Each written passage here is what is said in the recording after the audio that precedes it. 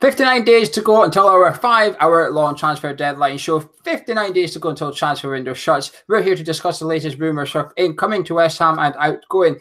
Charlie, while we're linked with foreign players in top leagues, well, unfortunately for the first couple of rumours, we're heading over to Wales to discuss Fabianski. Apparently, Swansea want between 5 and 10 million for him. We bid 2 million. What do you make of this link? He's 33 years of age. He's only got 1 year left to go. But would you say he is a good keeper?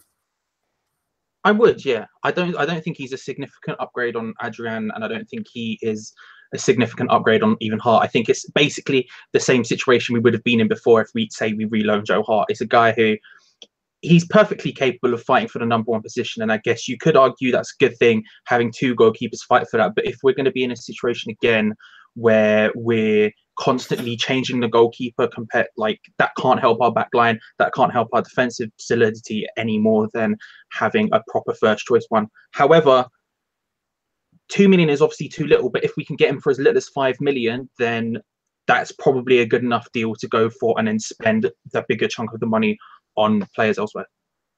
Tom, last time you were on here, we were talking about Jack Butland with a compromise of Sam Johnson. Would this be disappointing for you? I mean, a 33-year-old coming in for 5-ish million. If it's, I mean, my biggest thing was last few weeks is I've said that other positions needed upgrading. So if it was the centre mid took the money this year, then I was quite happy with that. So if it was a sort of I wouldn't say a second-rate keeper, but not big money on a keeper, you know, like we said, a Patricio or even Fabianski. I think Fabianski's done amazingly well at Swansea. You only have to look at them, and he's kept them in what feels like 10, 20, 30, maybe 40 games in the entire time he's been there. I think he's a very underrated keeper, you know, and he's won a lot of points for Swansea. So look, if it was bringing him in and having sort of two veteran keepers, if you will, and him and Adrian going for the #1 spot, then, you know, I've got no qualms with that, because I believe that I do think he's a better keeper than Adrian. Like I said, he's very underrated. So no, I would have no issues with bringing him in for that price. In January, we were linked with Alfie Mawson for 40 million, and since they've been relegated, that price now appears to have come down to about 25 million. We also had a bid rejected for him, if you believe reports over the weekend. Tom, would you like to see Alfie Mawson at West Ham, 25 million? This is a tough one. I wouldn't. I mean, he was all right last season, don't get me wrong. It was flashes where he looked very good. He looked good in the air, dangerous from set pieces. You know, he's young, he's English. You know, part of the quota is what we've banged on about for the last week or so. I just don't think, again, it's one of those things. Would you pay 25 million for someone that really hasn't proven himself at a team like Swansea yet? You know, one good season, if that. I mean, they've just been relegated. I think they have one of the poorest defensive records in the league. So no, for me, I think that's too much for someone like him. If they brought the price down somewhere between 15 and 20, then fair enough. But I think we'd be way overpaying if we went over 25. Charlie, what about yourself?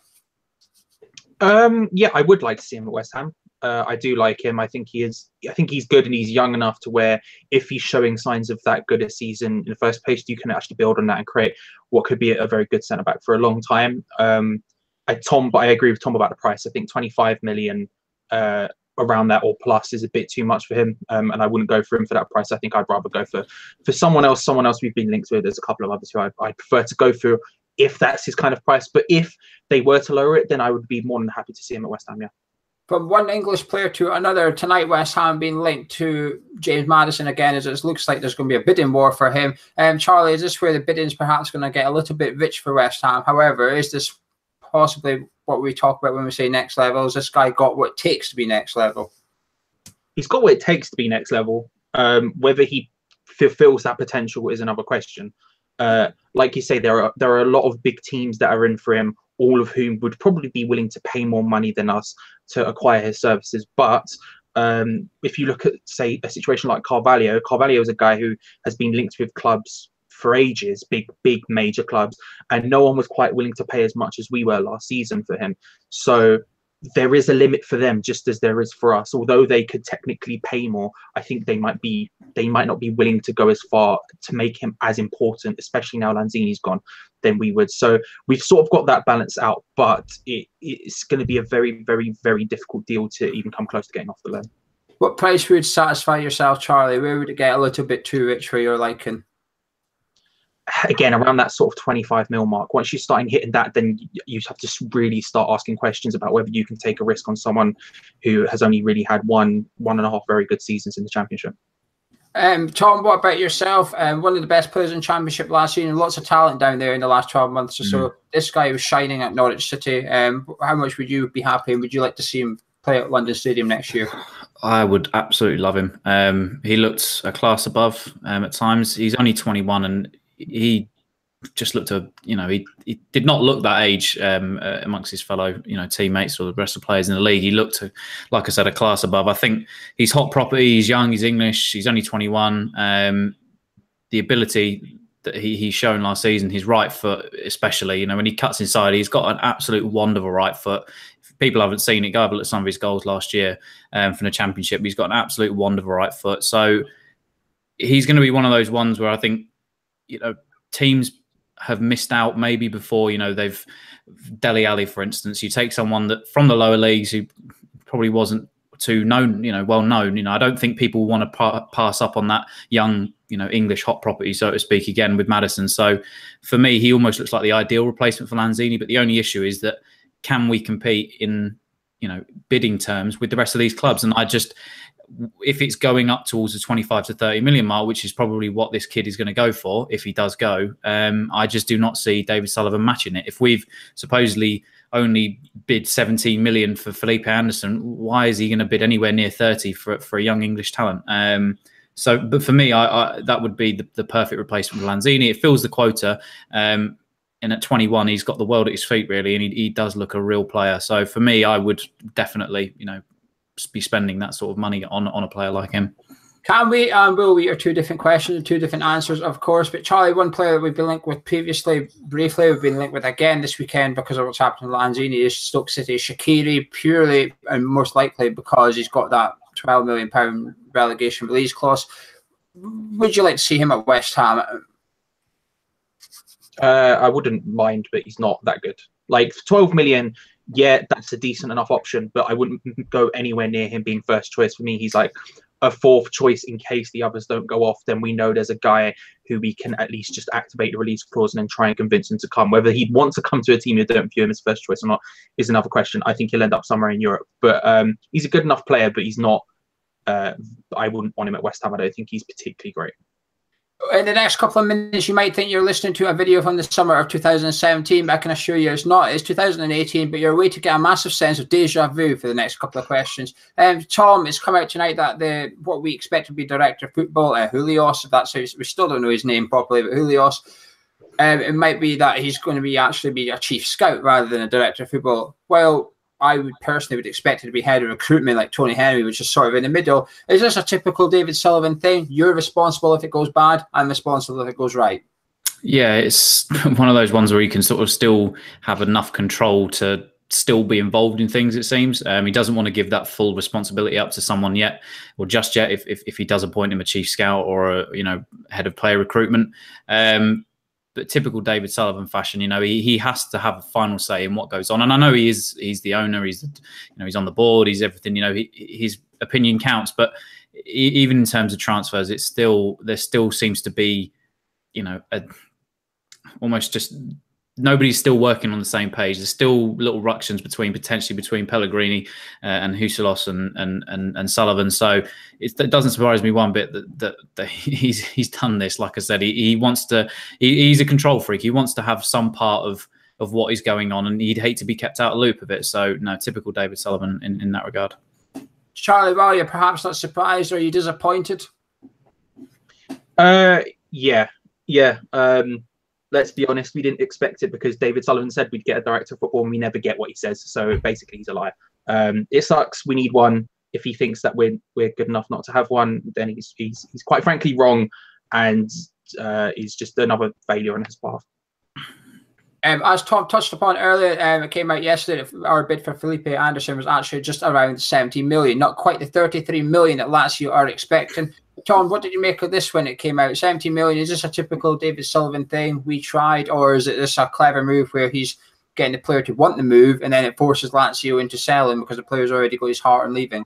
Well, it works one of two ways. Yes, it could force him into wanting to leave, but at the same time, he desperately wants away from Lazio. It might not even be the London stadium that he wants. You know, someone like an Everton, for instance, someone similar, I guess, of caliber to us of a team, could jump in the last minute and spend probably 25 to 30 million. I'm sure that Mashiri would have no problem with doing that. But at the same time, it's not, I hate saying it's typical David Sullivan, because it's embarrassing. It's not even remotely, I don't know. Like, if it was anybody else other than David Sullivan, I wouldn't mind. I'd say fair enough. Maybe I'd go down that, okay, he was trying to unsettle the player. But for the fact that it's David Sullivan, and this is the third summer or fourth summer in a row that he's continued to do stuff like this does not surprise me one bit. And once again, you know, even though we're 2 weeks into the transfer window, we are made to look a laughing stock amongst the rest of the footballing world because of how we do it. I mean, it's just, every time he has a chance to redeem himself, every time he has a chance to put things right, every time he can do something to win the fans back, he just seems hell bent on you know, being the being the bad guy. I don't know what he does. I don't know why he gets a kick out of it. But you know, for me, seeing that bid go in, it was typical David Sullivan. Yeah, once again, it's embarrassing. And to be honest with you, it wouldn't surprise me if, you know, we do, like we said, it's happened so many times before with Lacazette and a few other players. It will get down to the last couple of days of the window, or, you know, we tried.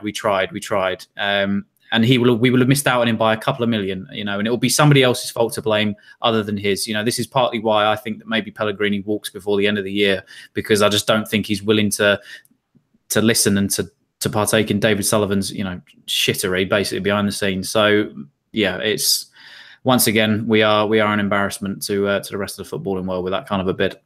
We're actually 4 weeks into the transfer window. It started earlier this year because of it's finishing early. But Charlie, is this where it gets risky? 59 days to go, so it's less than 2 months, and we've got a World Cup smack bang in the middle of it coming up as well. Is this where we've sort of lost our prime time to do the transfer dealings? It's getting there, yeah. And our prime time for transfer dealings has resulted in a free from Fulham. So, I mean, it shows why we need a director of football, doesn't it? It's a shame because it looked like we were actually going for it. Whether the Barcelona centre-back happens with work permits or whatever's going on there, like, it seemed like we were actually moving forward in the right direction and spending decent money on people. And not that the big money makes them good players, but it at least shows our intent to move forward. But again, when it comes to those next level signings, we just keep stalling and we can't get over the line. And it's because of the guy who's in charge and no one else, unfortunately. Earlier today, West Ham ladies announced their first ever professional player. Rosie signed for next season. Marco Navic has still been linked with a move to Manchester United. We're not going to discuss that one too much. But Tom, Lanzini's big injury, he's going to miss next season. Practically written it off. But how do you replace a £50 million player without receiving £50 million for that player? You always like to stump me, don't you?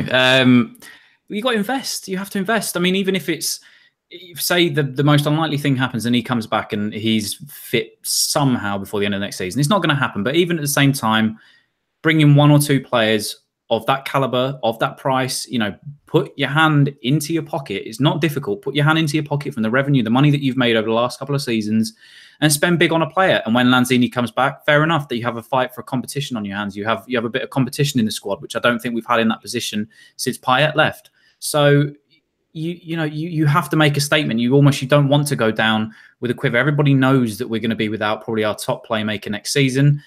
So why not go out and spend that money? Why don't you show the fans that you care, that it isn't, you know, fair enough, Lanzini's gone down, but we still have this ambition of where we want to get to. So for me, you have to go and spend that money. And I know it might be a bitter pill for Sullivan to swallow, but at the same time, Lanzini's wages is probably going to be covered by the Argentinian FA anyway. So it's not as if it's, you know, it's something that can help, I guess, in negotiations, or he can put that money to elsewhere, you know. So for me, it's either go get 2 players that amount to 50 million, maybe 25 each or something, or spend big on 1 player and, you know, and work from there. But if he comes back and he doesn't reinvest that money and get someone of Lanzini's quality that is a proper playmaker, then it's just, once again, the discontent with the fans is going to be there for everyone to see, and it's going to turn nasty. Charlie, can you smell a loan deal come in? Yes, I can. How can you tell? Yeah, loan deals. We'll probably get a guy who, I mean, Shaqiri seems like the obvious answer to this, but we will probably get a loan deal. And I think actually, if we maybe gave some of the youth players a chance who are capable of playing in and around the centre mid role, Keena and Cullen, for example, if we were to give those sort of players time on the pitch, give them time to grow and develop, then I think you might be able to get away with it. If we get to the end of the season and say we finish, I don't know, 11th, but we've had a good season where instead of just Declan Rice, we've got a couple of youth players in and around the team, we might actually begin to forget about Lanzini's injury, and then he'll come back and David Sullivan will be able to write on the official website that he's like a new signing. But there's options for him to do it there. But like you say, I suspect we'll get a loan deal. I suspect it will be from PSG or someone equally stupid, and it will be just nowhere near as good enough a thing we need, to be honest. West Ham continued to be linked with William Carvalho, who has now officially asked Sporting Lisbon to terminate his contract along with 2 other of his teammates. Ryan Shawcross has been sporadically linked to West Ham over the weekend, and of course Rondon has also been linked as well. While West Ham are supposed to be approaching Manchester United to look for one of those loan deals, they're now left wingers Martial and Marcus Rashford. Anyway, that's your latest West Ham transfer gossip. That's been Charlie, that's been Tom, I've been Joe, we've been Hammers Chat. We'll be back in a couple of nights with the latest news. I'm sure there's plenty coming.